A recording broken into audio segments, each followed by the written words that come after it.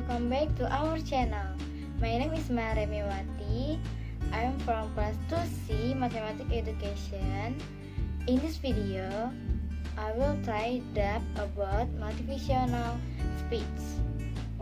The topic is Math isn't hard, it's a language by Randy Poliso. And let's check video.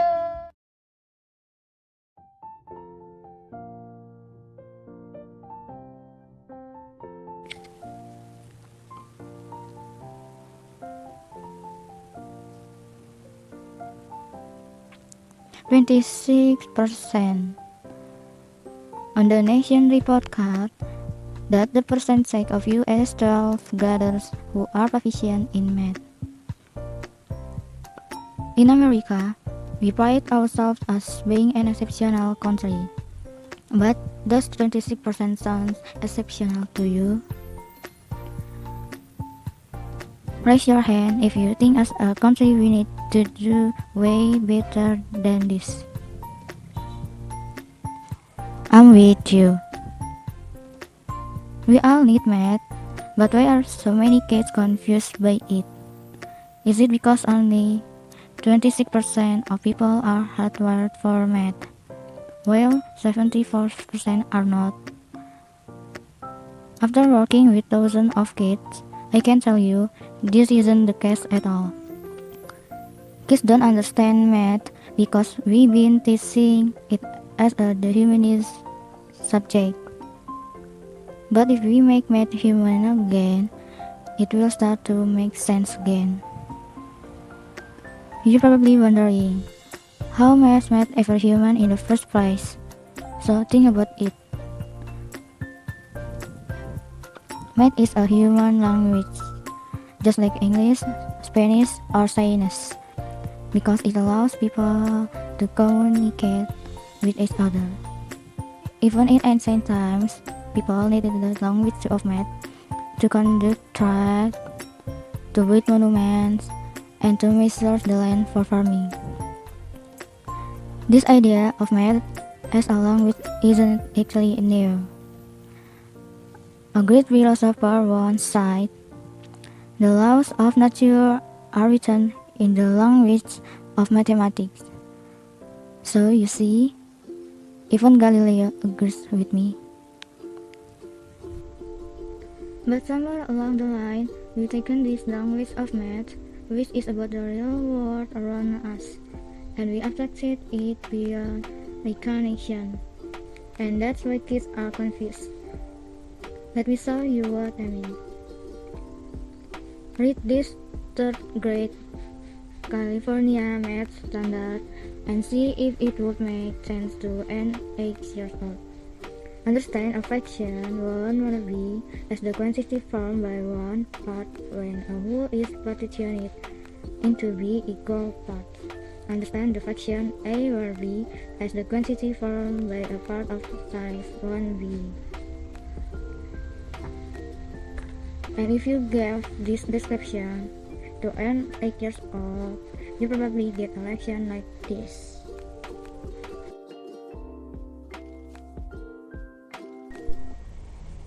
To a math expert, this standard makes sense, but to a kid, it's absolute torture. I use this example specifically because fractions are foundational to algebra, trigonometry, and even calculus.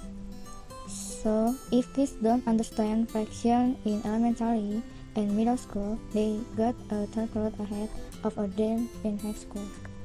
But is there a way to make fraction simple and easy for kids to understand? Yes. Just remember that math is a language and use that to your advantage. For example, when I teach 5th grader how to add and subtract fractions, I start with the apple plus apple lesson. First I ask, what's one apple plus one apple? And kids will often say 2, which is partially correct.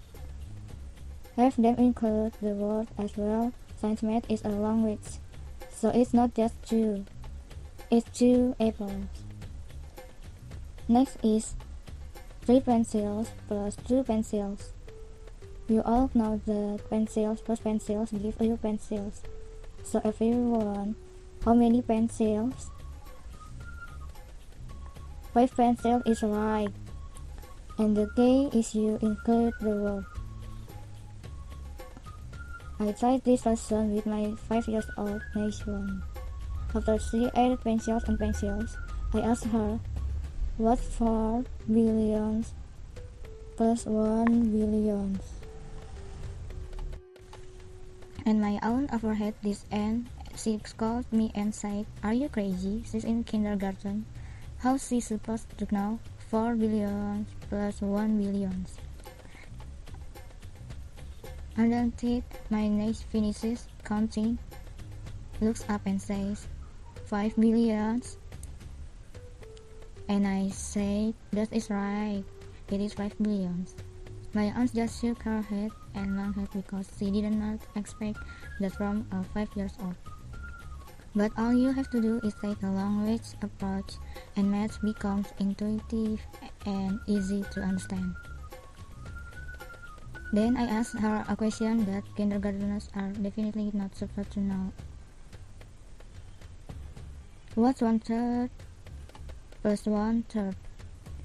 And immediately she answered 2/3. So if you're wondering how could she possibly know that when she doesn't know about numerators and denominators yet? You see, she wasn't thinking about numerators and denominators. She thought of the problem this way. And she used 1 apple plus 1 apple as her analogy to understand 1/3 plus 1/3.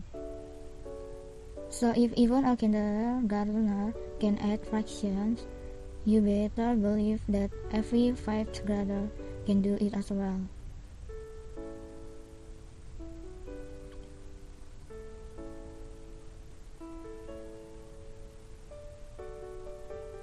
Just for fun, I asked her a high school algebra question. What's 7x squared plus 2x squared? And this little 5 years old girl correctly answered 9x squared. And she didn't need any exponent rules to figure that out. So when people say that we are either hardwired for math or not, it's not true. Math is a human language, so we all have the ability to understand it.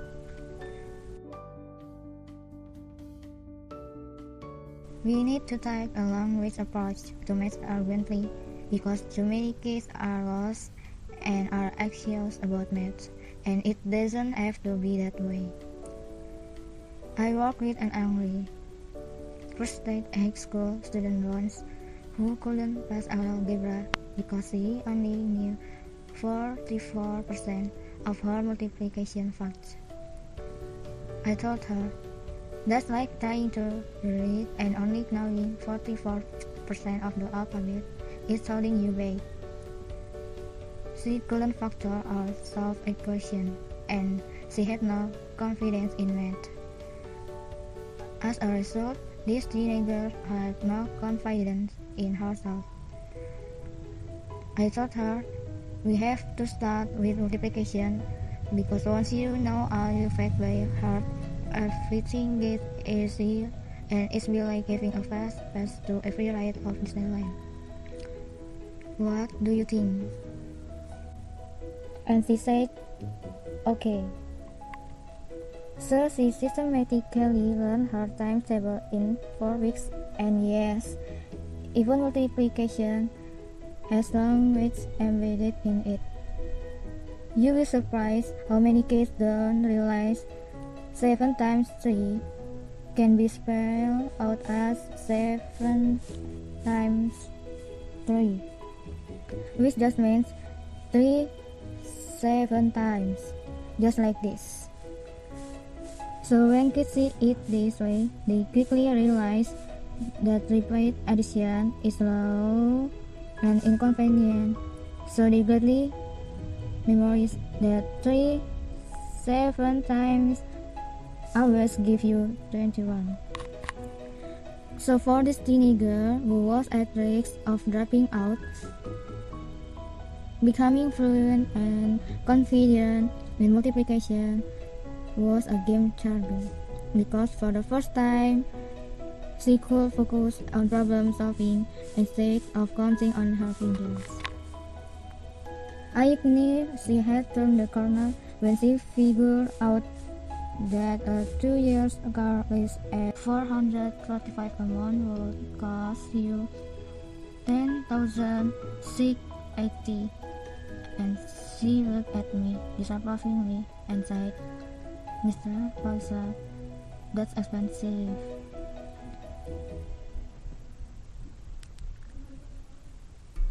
At that moment, math was no longer causing problems for her, but she was using math to solve problems as a responsible adult.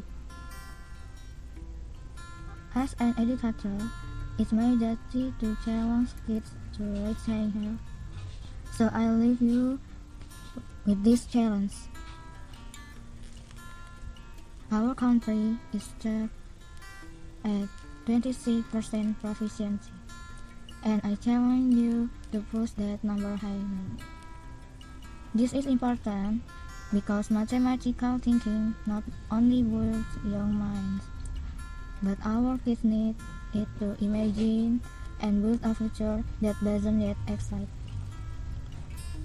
Meeting this challenge can be as simple as apples plus apples. In science, that we teach math as a human language, and we will get there sooner rather than later. Thank you.